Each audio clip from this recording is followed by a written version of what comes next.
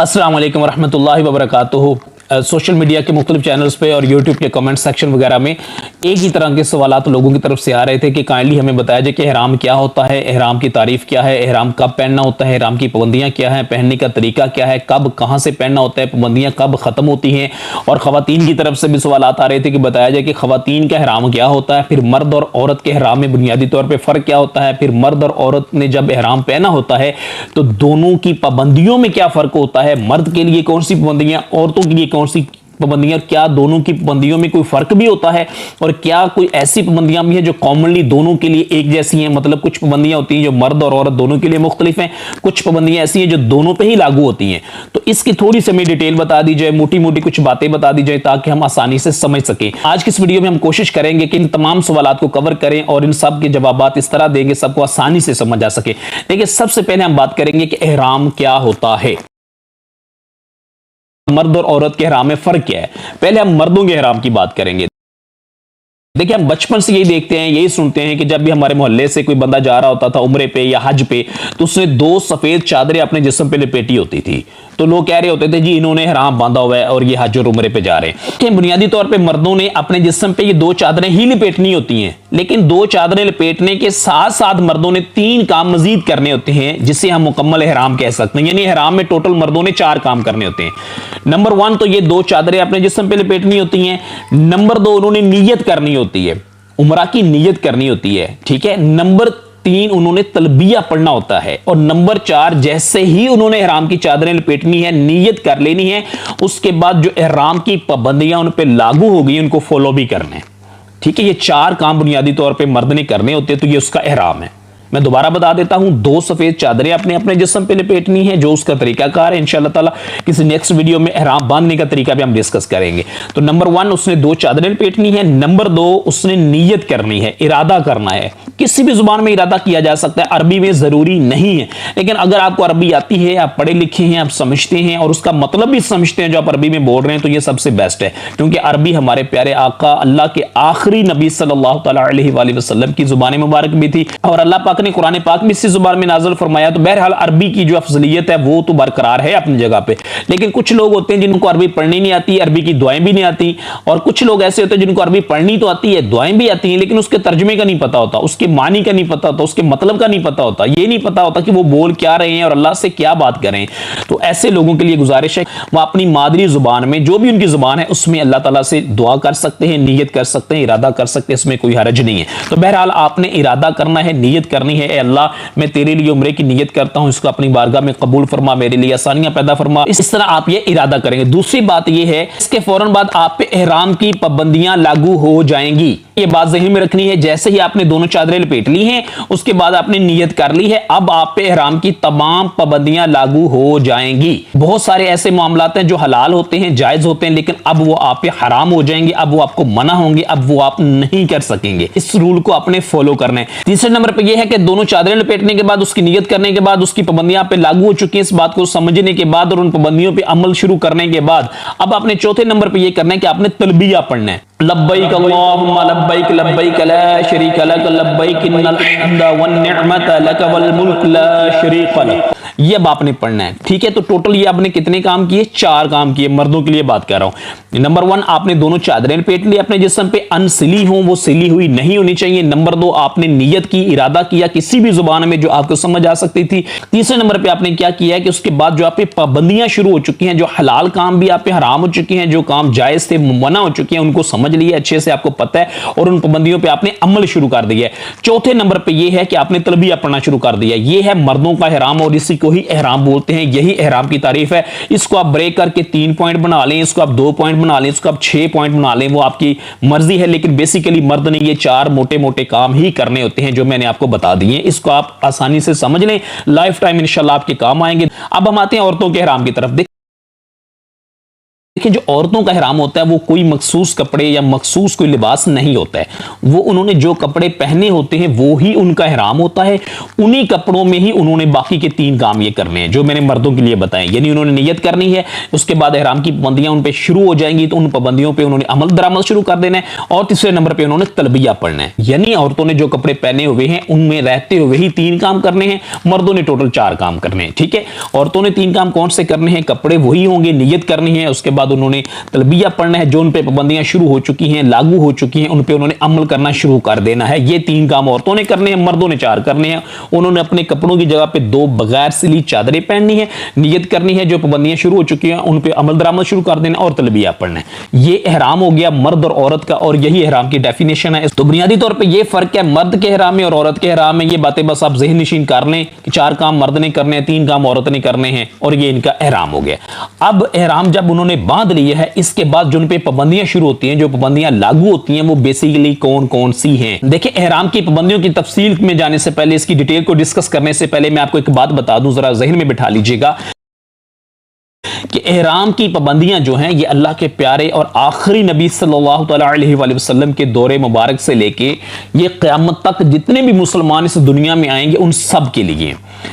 लेकिन ये तमाम के तमाम जो मुसलमान दुनिया में पैदा हुए थे या क़यामत तक होंगे, वो सब एक ही वक्त में या एक जैसे हालात में पैदा नहीं हुए। ठीक है, ये बात ज़हन में बिठा लीजिए।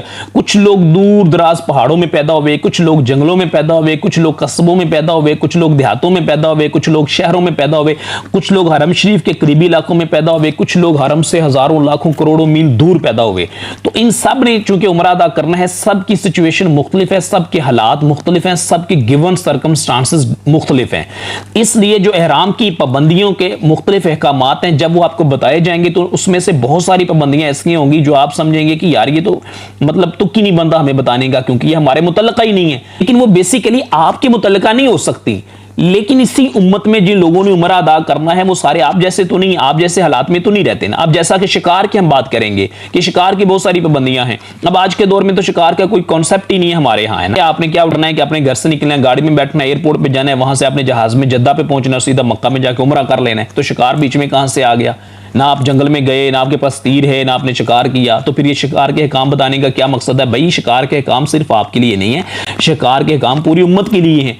बहुत सारे लोग हैं आप आज जहाज में जा रहे हैं ना, आज से 100-200 साल पहले लोग जहाज में तो नहीं जाते थे, जंगलों से भी गुजरते थे, दूर दराज इलाकों से भी आते थे, उनका लाइफ स्टाइल डिफरेंट होता था। तो जब वो जंगलों से गुजरते थे तो डेफिनेटली उन्होंने खाना भी खाना होता था। दूर दराज इलाकों से हजारों मील दूर से लोग हज और उम्रे के लिए आते थे, ऊंटों पे और पैदल आते थे। तो रस्ते में जंगल भी आते थे, नदियां भी आती थी, मुख्तलिफ जगहों पर उन्होंने रुकना भी होता था। हो सकता है कि वो उन्होंने अपने इलाके से इहराम बांधा हुआ हो, तो हालत इहराम में जब उन्होंने जंगलों से गुजरना है तो उस वक्त उन पे वो पाबंदियों का जो तलाक होता है वो बताना तो जरूरी है। आपके मामला से मुमासलत नहीं है तो इसका ये मतलब नहीं है कि पाबंदियां आपको नहीं बतानी चाहिए। इसलिए ऐसे लोगों पे, आज भी ऐसे लोग दुनिया में होंगे, बहुत सारे लोग ऐसे होंगे जो दूर दराज देहातों से आते हैं, गांव से आते हैं, तो उनको शिकार के अहकाम समझना जरूरी है। ये बातें मैं इसलिए बता रहा हूं बिफोर टाइम कि आपको कुछ पाबंदियां ऐसी बताई जाएंगी कि आप सुन के जो है वो कहेंगे कि यार ये कैसी बातें हो रही हैं, हमारे मुतल्लका ही नहीं है, हमें ये मतलब सिचुएशन के अगेंस्ट है। तो ये इसलिए है कि आपकी सिचुएशन मुख्तलिफ है, आपके हालात मुख्तलिफ है। आप जहां पे पैदा हुए हैं वो कोई शहर हो सकता है, कोई बड़ा एरिया हो सकता है, कोई अच्छा मुल्क हो सकता है, लेकिन बहुत सारे लोग ऐसे हैं जो बेचारे छोटे देहातों में रहते हैं, दूर दराज जंगलों में अभी भी रहते होंगे। तो वहां से जब वो इहराम बांध के आएंगे तो जाहिर बात है ये पाबंदियां उनको भी बताना जरूरी है, उनको भी पता होना चाहिए। हर बंदे के जो हालात है मुख्तलिफ हैं, हर एरिया के, हर मुल्क के, हर शहर के हालात मुख्तलिफ हैं। इसलिए पूरी दुनिया से लोग बैतुल्लाह शरीफ आते हैं इहराम बांध के तवाफ के लिए, उम्रे के लिए। इसलिए दुनिया का नक्शा जरा उठा के देखें कि पूरी दुनिया के कोने कोने से मुसलमान जो है इहराम बांध के बैतुल्लाह शरीफ, जब इतनी दूर से उन्होंने आना है तो जाहिर बात है घर से गाड़ी में बैठ के एयरपोर्ट से सीधा उन्होंने जद्दा नहीं पहुंच जाना। हर बंदे के हालात पीछे से मुख्तलिफ हो सकते हैं, इसलिए ये पाबंदियां बताना जरूरी है, बात ज़हन में रखिएगा। हम चलते हैं इहराम की पाबंदियों की तरफ। सबसे पहले हम डिस्कस करेंगे कि मर्द के इहराम में और औरत के इहराम बांधने के बाद जो पाबंदियां उस पे शुरू होती हैं उनमें बुनियादी तौर पे फर्क क्या है, कौन सी ऐसी पाबंदियां हैं जो सिर्फ मर्दों के लिए हैं, औरतों के लिए नहीं है। औरतों में उनको छूट है, औरतें वो काम कर सकती हैं जो मर्द नहीं कर सकते। पहले हम वो डिस्कस करेंगे, उसके बाद जो कॉमन पाबंदियां दोनों के लिए होंगी इंशाल्लाह उसको डिस्कस करेंगे। देखिए बहुत सारी पाबंदियां ऐसी हैं जो सिर्फ मर्दों के लिए हैं, औरतों के लिए नहीं है। ठीक है, देखिए उसमें सबसे पहला फर्क यह है कि मर्द ने 2 बगैर सिली चादरें पहननी होती हैं, लेकिन औरत ने नहीं पहननी होती। औरत ने जो कपड़े पहने हुए हैं उसका वो ही एहराम होता है, उसके लिए कोई मखसूस कपड़े उसका एहराम नहीं है, जबकि मर्द के लिए मखसूस है, सिर्फ उसने 2 बगैर सिली चादरें पहननी है।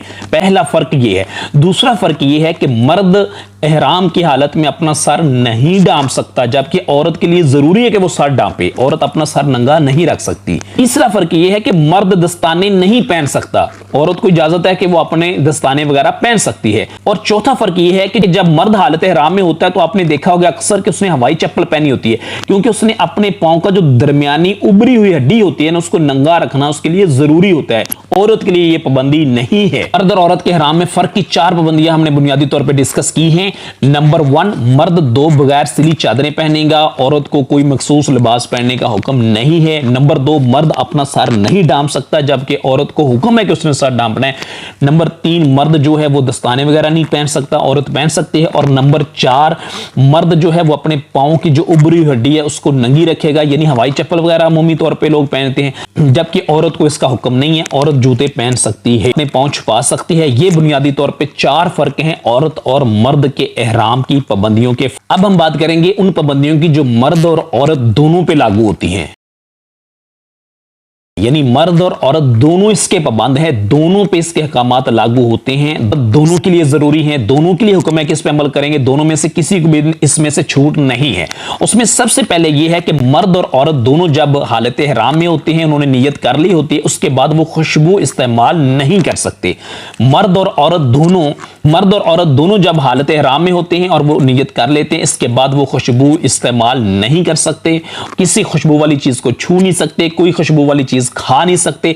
हत्ता कि जब आपने जहाज में बैठ जाना, आप सफर कर रहे होंगे, आपको रस्ते में खाना भी दिया जाएगा तो उसमें खुशबू वाले इवन टिश्यू होते हैं, तो आपने उनको भी इस्तेमाल नहीं करना। हर जगह पे आपने खुशबू से बचना है। हाँ, मर्द और औरत दोनों एहराम की नियत करने से पहले, एहराम पहनने से पहले खुशबू लगा सकते हैं। जैसा कि मर्द है तो उसने दोनों चादरें अभी नहीं लपेटी हैं, उसने नियत नहीं की, जितनी मर्जी खुशबू लगा सकता है, लेकिन जैसे ही उन्होंने नियत कर ली एहराम की, अब वो खुशबू नहीं लगा सकते। सबसे पहली पाबंदी ये है। दूसरी बात यह है कि मर्द और औरत दोनों जब हालत एहराम में होंगे, नियत की होगी, तो किसी जानदार को नहीं मार सकते। मिसाल के तौर पे मच्छर को, मक्खी को, इवन जूं को नहीं मार सकते। ठीक है, इस बात का दोनों ने ख्याल रखना है कि दोनों को इजाजत नहीं है कि वो किसी जानदार को मारे। लोगों को आदत होती है, अभी कुछ दिन पहले की बात है कि हाजी साहब का मुझे मैसेज आया, अभी तक मेरे मोबाइल में मौजूद है, कि वो कह रहे थे मैं जद्दा से मक्का जाते हुए बस में कोई मक्खी या मच्छर वगैरह आ गया था, हालत हराम में था, तो मैंने मारने की कोशिश की लेकिन वो बच गया। तो बहरहाल आपने ऐसे कामों से बचना है। जिनको आदत होती है घर में मच्छर वगैरह मारते रहते हैं, उन लोगों ने भी स्पेशली, क्योंकि आजकल गर्मी के वैसे दिन चल रहे हैं, तो खुदा ना खास्ता ऐसे किसी मसले में नहीं फंस जाना। तो वहां जाते हुए मर्द और औरत दोनों ने इन बातों का ख्याल रखना है, आपने कोई जानदार नहीं मारना। अगली बात यह कि मर्द और औरत दोनों ने जब हालत हराम में उन्हें नियत कर ले, इसके बाद वो नाखून नहीं काट सकते। इस बात का ख्याल रखना है, ना वो अपना काट सकते हैं, ना वो एक दूसरे का काट सकते हैं। ठीक है, नाखून बिल्कुल भी नहीं काट सकते, इस बात का आपने ख्याल रखना है। नेक्स्ट पॉइंट यह है कि मर्द और औरत दोनों ने जब हालत हराम में होंगे, नियत की होगी, तो वो जिस्म के किसी भी हिस्से से अपना बाल नहीं उखाड़ सकते, नहीं काट सकते। ये बात आपने जहन में रखनी है। सर से लेके पांव तक किसी भी जिस्म के हिस्से से बाल नहीं तोड़ सकते, नहीं उखाड़ सकते, नहीं काट सकते। इसलिए मैं कहता रहता हूं कि जो लोग मक्का मुकरमा में जाते हैं, होटल में जाके आराम करते हैं, उम्रा अदा करने से पहले इस बात का ख्याल रखें, वुजू करते वक्त ख्याल रखें। वहां पे अगर आपने हालत हराम में ही गुस्ल करना है तो इन बातों का आपने ख्याल रखना है। नेक्स्ट पॉइंट ये है कि मर्द और औरत दोनों जब हालत हराम में होंगे तो वो किसी के बाल भी नहीं काट सकते। जिस तरह वो अपने बाल नहीं काट सकते, उन्होंने अपने बाल टूटने से भी बचना, इस तरह वो किसी के बाल भी नहीं काट सकते। नेक्स्ट पॉइंट ये है कि मर्द और औरत दोनों ने जिस्म से मैल नहीं उखाड़ना, इस बात का भी ख्याल रखना है। वहां पे जाके जो लोग आराम करते हैं और हालत हराम में होते हैं, उसके बाद गुस्ल वगैरह करते हैं, उन लोगों ने इस बात का बहुत ज्यादा ख्याल रखना है। नेक्स्ट पॉइंट ये है कि मर्द और औरत दोनों ने हालत हराम में दुनियावी लड़ाई झगड़े से बहुत ज्यादा बचना है। मर्द और औरत दोनों को हालत हराम में लड़ाई झगड़े की इजाजत कतई तौर पर नहीं है। जब आप हालत हराम में होंगे, हराम की पाबंदियों के साथ होंगे, तो आप किसी से लड़ झगड़ नहीं सकते। इस बात का आपने बहुत ज्यादा ख्याल रखना है, बिलखसूस जब हालत हराम में होते हैं, होटल में होते हैं, सामान उठाते वक्त, वहां वेटिंग एरिया में बैठे होते हैं, सफर करते वक्त बसेस में, इवन एयरपोर्ट पे भी सम टाइम लड़ाई झगड़े हो रहे होते हैं। तो इन चीजों से आपने बहुत ज्यादा अवॉइड करना है। जहां दीगर पाबंदियां होती हैं वो आपके ज़हन में होती हैं, ये भी पाबंदी आपके ज़हन में होनी चाहिए कि हालत हराम में आप किसी से लड़ झगड़ नहीं सकते। नेक्स्ट पॉइंट ये कि जब हालत احرام میں ہو پہ حرام ہو جاتا ہے کہ وہ اپنے ازواجی تعلقات کو قائم کریں یا اس کے متعلق باتیں کریں یا اس سے ریلیٹڈ چیزوں کو ڈسکس کریں یا شہوت کی نظر سے ایک دوسرے کو دیکھیں, ایک دوسرے کو چھوئیں. آپ سمجھ سکتے ہیں معاملات کو زیادہ ڈیٹیل میں جا کے ڈسکس کرنے کی آئی تھنک ضرورت نہیں ہے. آپ سمجھ سکتے ہیں شارٹلی یہ ہے کہ میاں اور بیوی کے جو ازواجی تعلقات ہوتے ہیں وہ حالت احرام میں حرام ہو جاتے ہیں. آپ نے ایک دوسرے کے قریب بھی نہیں جانا, ایک دوسرے سے ایسی باتیں ڈسکس بھی نہیں کرنی جو شہوت والی ہوں, شہوت سے ایک دوسرے کو چھو بھی نہیں سکتے, اور بہت سارے دیگر معاملات بھی ہوتے ہیں. احتیاطاً آپ نے ایک دوسرے سے دور رہنا ہے. مختصراً یہ ہے کہ میاں اور بیوی کے جو ازواجی تعلقات ہوتے ہیں وہ حالت احرام میں حرام ہو جاتے ہیں, اس کی قطعی طور پہ آپ کو اجازت نہیں ہے. اس لیے آپ نے بہت زیادہ اوائڈ کرنا ہے ان چیزوں سے. اور میں آپ کو ایک سجیشن دوں گا کہ بہت سارے لوگ حالت احرام میں بھی میاں بیوی ایک دوسرے کا ہاتھ پکڑ کے چل رہے ہوتے ہیں, طواف میں بھی ایک دوسرے کے ساتھ مطلب وہ جا رہے ہوتے ہیں, تو اس طرح ٹچ ہونے سے یا خدا نہ خواستہ حالت احرام میں بازو ڈالے ہوتے ہیں, تو خدا نہ خواستہ شہوت کی اگر آتا ہے اس طرح کا کوئی معاملہ تو آپ کے لیے بہت زیادہ مسائل کا سامنا آپ کو کرنا پڑ سکتا ہے. بہرحال اس معاملے میں زیادہ شرمانے کی بھی ضرورت نہیں ہے, کیونکہ میاں اور بیوی کا جو آپس میں تعلقات ہوتے ہیں یہ اللہ تعالیٰ کے حکم سے ہی بنایا ہوا رشتہ ہے, اور اللہ نے بہت خوبصورت یہ رشتہ بنایا ہے. تو اس لیے ان احکامات کو بھی ڈسکس کرنے میں بالکل نہیں ہچکچانا چاہیے. ایسے معاملات جو ہیں ازواجی تعلقات سے متعلقہ ہے, وہاں کے ایشوز ہیں, یہ خواتین کو بھی چاہیے کہ وہ خواتین سے کھل کے ڈسکس کریں, اور جو مرد حضرات ہیں وہ بھی اپنے جو حج عمرے کے بتانے والے ہیں ان سے ڈیٹیل سے ڈسکس کریں. اس میں کوئی ہچکچانے والی شرمانے والی بات بالکل بھی نہیں ہے, کیونکہ یہ اللہ رب العزت کا حکم ہے, اور میاں بیوی کا جو تعلق ہوتا ہے آپس میں اللہ کے حکم سے ہی ہوتا ہے, اور یہ نیچرلی سب کو پتہ ہوتا ہے.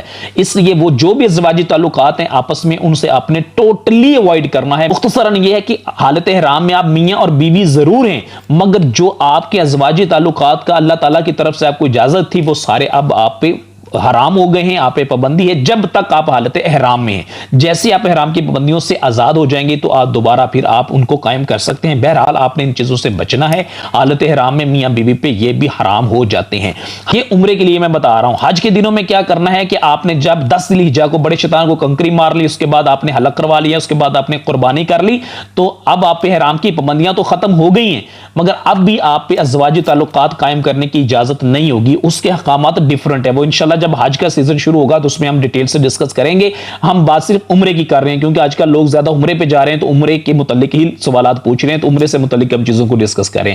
یہ بابرکت ترین جو لمحات اللہ تعالیٰ نے آپ کو نصیب فرمائے ہیں, لاکھوں کروڑوں لوگوں میں سے آپ کو چنا ہے. اگر آپ میاں بیوی بھی جا رہے ہیں تو آپ نے ان دنوں میں ان چیزوں سے بہت زیادہ دور رہنا ہے, بچنا ہے. حالت احرام کی بات ہو رہی ہے. تو اس کے علاوہ زیتون اور تل کا جو تیل ہے اس کا بھی حکم ہے کہ یہ مرد اور عورت دونوں حالت احرام میں وہاں پہ استعمال نہیں کر سکتے. ان چیزوں کا بھی آپ نے وہاں پہ بہت زیادہ خیال رکھنا ہے. نیکسٹ پوائنٹ یہ ہے کہ مرد اور عورت دونوں پہ شکار بھی حرام ہے, شکار بھی آپ نہیں کر سکتے.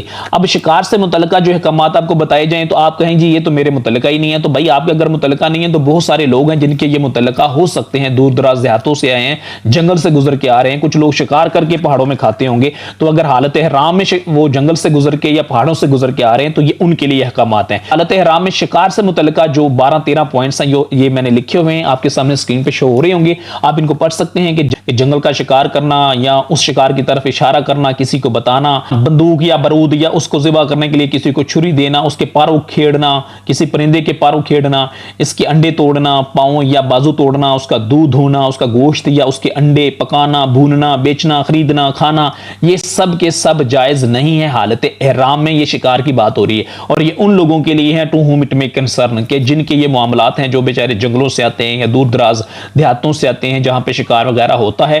اس کے علاوہ بھی بہت سارے احکامات ہیں, یہ میں نے چند موٹی موٹی باتیں ڈسکس کی ہیں. تو بہرحال آج کی اس ویڈیو میں ہم نے کچھ موٹی موٹی باتیں کی ہیں, کچھ ایسی پابندیوں کو ڈسکس کیا جو کامنلی سب کو پتہ ہونا چاہیے. احرام کی اس کے علاوہ بھی بہت ساری پابندیاں ہیں. آج کی اس ویڈیو میں ہم نے کچھ موٹی موٹی شارٹ سی باتیں کی ہیں کہ مرد اور عورت کے احرام میں کیا فرق ہوتا ہے, مرد اور عورت کے احرام کی حالت میں پابندیوں میں کیا فرق ہوتا ہے, اور کون سی ایسی پابندیاں ہیں جو دونوں پہ لاگو ہوتی ہیں. تو یہ ہم نے کچھ موٹی موٹی باتیں کی ہیں, ڈیٹیلز میں نہیں کی ہیں, کیونکہ احرام کی پابندیوں کا جو ٹاپک ہے بہت لمبا چوڑا ہے, بہت ڈیٹیلز ہے, اور ہر بندے کی سچویشن بھی ڈیفرنٹ ہوتی ہے.